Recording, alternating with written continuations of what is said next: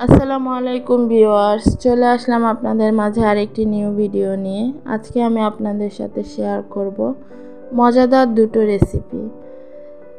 আজকে শেয়ার করব পারফেক্ট ডাল ভুনা রেসিপি, তার সাথে আছে মজাদার একটি ভর্তা রেসিপি। জানতে হলে দেখতে হবে সম্পূর্ণ ভিডিওটি স্কিপ না করে। আজকে তৈরি করব মসুরের ডাল ভুনা, তার সাথে আছে বরবটি ভর্তা।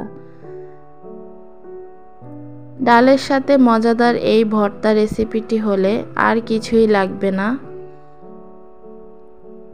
ইনশাআল্লাহ। দেখতেই পাচ্ছেন কতটা সুন্দর ভর্তা রেসিপি। চলুন দেখে নেই কিভাবে সম্পূর্ণ রান্নাগুলো করি। এখানে আমি 2 কাপ পরিমাণে মসুরের ডাল ভিজিয়ে রেখেছি 15-20 মিনিট যাবত। এখন আমি ডালটা খুব ভালোভাবে পরিষ্কার করে নেব। ডাল খুব ভালো করে ধুতে হয়, না হলে ডালের কালারটা নষ্ট হয়ে যায়। দেখতেই পাচ্ছেন আমি খুব সুন্দর করে ডালগুলো ধুয়ে নিয়েছি। এখন চলে যাব মূল রান্নায়। কড়াইতে দিয়ে দিব পরিমাণ মতো সয়াবিন তেল, দিয়ে দিলাম একটি তেজপাতা। এখন দিয়ে দেব পেঁয়াজ কুচি। পেঁয়াজটা আমি ব্রাউন কালার করে ভেজে নেব। খুবই অল্প মশলায় মজাদার এই ডাল ভুনাটি করে ফেলুন। দিয়ে দিব 1 টেবিল চামচ আদা রসুন বাটা। এবারে একটু ভেজে নেব কাঁচা গন্ধটা যাওয়ার জন্য। এখন দিয়ে দিব সামান্য পরিমাণে পানি। এবারে দিয়ে দিব 1/2 চা চামচ হলুদের পাউডার। অবশ্যই ডালে হলুদের পরিমাণটা কম দিবেন, এতে করে ডালের কালারটা খুব সুন্দর আসবে। আর দিয়ে দিলাম 1 চা চামচ ধনিয়া পাউডার। দিয়ে দেব পরিমাণ মতো লবণ। ব্যাস, আর কোনো মশলার প্রয়োজন নেই। আর ডালে অবশ্যই কাঁচামরিচ দিয়ে ডালটা রান্নার চেষ্টা করবেন। গুঁড়ো মরিচ দিলে ডালের কালারটা একদমই ভালো আসে না, দেখতেও ভালো লাগে না। মশলাটা খুব ভালোভাবে কষিয়ে নিয়েছি। এখন দিয়ে দেব মসুরের ডাল। আমি ভালো করে ছাঁকনিতে ছেঁকে পানি ঝরিয়ে নিয়েছি। এখন আমি ডালটা 2 থেকে 3 মিনিট খুব ভালো করে ভেজে নেব, এতে করে ডালটা খুব ভালো লাগবে খেতে। আমার ভিডিওগুলো যদি আপনাদের ভালো লেগে থাকে অবশ্যই আমার চ্যানেলটা সাবস্ক্রাইব করে দিবেন, পাশে থাকা বেল আইকনটি প্রেস করে দেবেন। লাইক, কমেন্ট, শেয়ার করবেন যেন আগামী দিনগুলো আমি এগিয়ে যেতে পারি, আরও সুন্দর সুন্দর ভিডিও নিয়ে আপনাদের সামনে হাজির হতে পারি। ভুল ত্রুটি হলে অবশ্যই ক্ষমা দৃষ্টিতে দেখবেন। ডালটা খুব ভালোভাবে ভেজে নিয়েছি। এখন আমি কষানোর জন্য একটু পানি দিয়ে দিলাম। একটু নেড়েচেড়ে ঢাকনা দিয়ে ঢেকে দেব 3-4 মিনিটের জন্য।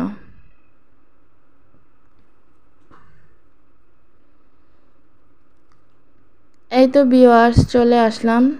দেখতেই পাচ্ছেন ডালটা খুব সুন্দরভাবে কষানো হয়ে গেছে, ফুটে উঠেছে। এ পর্যায়ে আমি রান্নার জন্য পরিমাণ মতো পানি দিয়ে দেব। আমি এখানে ফুটন্ত গরম পানিটা ব্যবহার করছি রান্নার সুবিধার্থে। আপনারা চাইলে নর্মাল পানি ব্যবহার করতে পারেন। ভালো করে নেড়েচেড়ে চুলার আঁচটা ফুল ফ্লেমে করে দেব। অবশ্যই চুলার আঁচটা বাড়িয়ে দিয়ে ডালটা ভুনা করে নিতে হবে, নয়তো ডাল গলে যাবে। দিয়ে দিচ্ছি 7-8টা কাঁচামরিচ, এতে করে খুব সুন্দর একটি ফ্লেভার আসবে ডালে কাঁচামরিচের। ভালো করে একটু নেড়েচেড়ে দিলাম। এই তো রান্না প্রায় হয়ে এসছে। এখন আমি দিয়ে দিলাম 1 চা চামচ পরিমাণে জিরা পাউডার। ভালো করে একটু নেড়েচেড়ে মিশিয়ে দিলাম। এবারে যেটা করব, ডাল ভুনা করব, বাগার না দিলে তো চলেই না। চলুন বাগারটা রেডি করে নেই। কড়াইতে দিয়ে দিলাম পরিমাণ মতো সয়াবিন তেল, দিয়ে দিচ্ছি পেঁয়াজ কুচি, রসুন কুচি। অবশ্যই ডালে বাগার দেওয়ার চেষ্টা করবেন, এতে করে ডালের স্বাদ দ্বিগুণ বেড়ে যায়।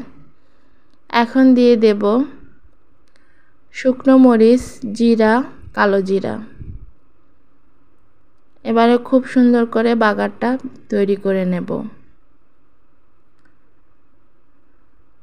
আপনারা চাইলে কালো জিরে স্কিপ করতে পারেন, তবে কালো জিরেটা দিলে খুব সুন্দর একটি ফ্লেভার আসে। বাগার তৈরি হয়ে গেছে, এখন দিয়ে দেব ডালে। দেখতেই পাচ্ছেন মাশাআল্লাহ কতটা সুন্দর লাগছে, যেমন কালার তেমন খেতেও দারুণ ছিল। এবারে ভালো করে নেড়েচেড়ে মিশিয়ে দেব। অবশ্যই আপনারা এভাবে ডাল ভুনা ট্রাই করবেন, আশা করছি ভালো লাগবে। এখন আমি ভালো করে বলক তুলে নিয়েছি। এই পর্যায়ে এখন আমি চুলাটা অফ করে দেব। ডাল রান্না কমপ্লিট। এবারে চলুন দেখে নেই ভর্তা রেসিপিটি।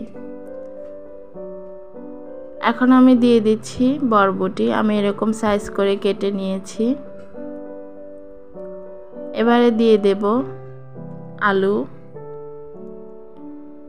এখানে আমি একটি আলু নিয়েছি বড় সাইজের। দিয়ে দিচ্ছি কাঁচামরিচ।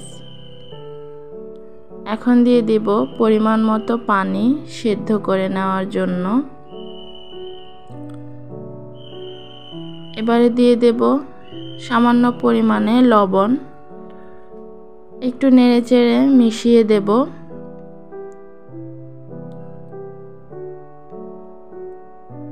এখন আমি বরবটিগুলো ফুটে ওঠা পর্যন্ত অপেক্ষা করব। এই তো দেখতেই পাচ্ছেন বলক চলে এসেছে, একটু নেড়েচেড়ে দেব। এখন আমি সম্পূর্ণ পানিটা শুকিয়ে যাওয়া পর্যন্ত অপেক্ষা করব। এই তো দেখতেই পাচ্ছেন একেবারে সেদ্ধ হয়ে গেছে, সামান্য পানি আছে। আমি এখন নামিয়ে নেব। কড়াইতে দিয়ে দিলাম সামান্য পরিমাণে সরিষার তেল। এখন আমি এক পিস মাছ ভেজে নেব ভর্তার জন্য। আপনারা চাইলে মাছ ছাড়াও করতে পারেন, তবে মাছটা দিলে ভর্তার স্বাদটা অনেকটাই বেড়ে যায়। মাছটা ভেজে নিয়েছি, এখন আমি তুলে নেব। একই পাত্রে আবারও একটু তেল দিয়ে দিলাম, সরিষার তেল। এখন আমি দিয়ে দিব 2-3 কোয়া রসুন। এবারে দিয়ে দেব পেঁয়াজ কুচি।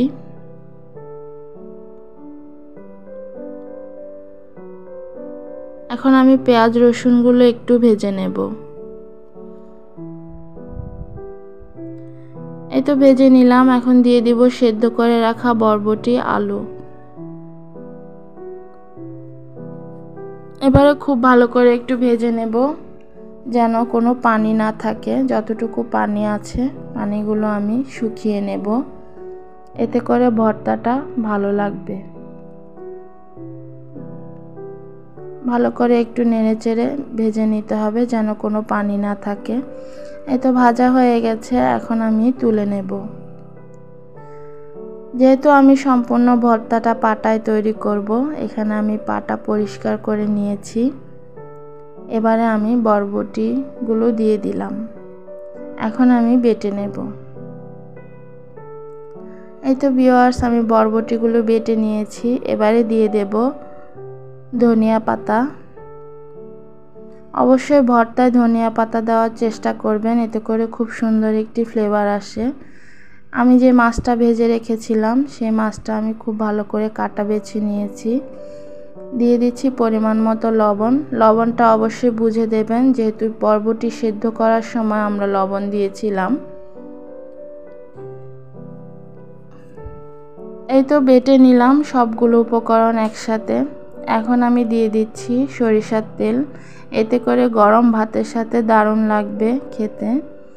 আমি একটু ভালো করে মিশিয়ে নিচ্ছি সরিষার তেলটা। এবারে আমি একটি পাত্রে তুলে নেব। তার আগে দেখিয়ে দিচ্ছি, আমি কিন্তু সম্পূর্ণ ভর্তাটা মিহি করে বাটিনি, একটু দানা দানা আছে, এমন করে বাটতে হবে। এতে করে এর টেস্টটা দারুণ লাগবে, খেতেও ভালো লাগবে।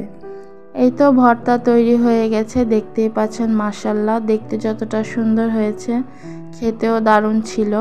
অবশ্যই আপনারা এইভাবে ট্রাই করবেন। আল্লাহ হাফেজ।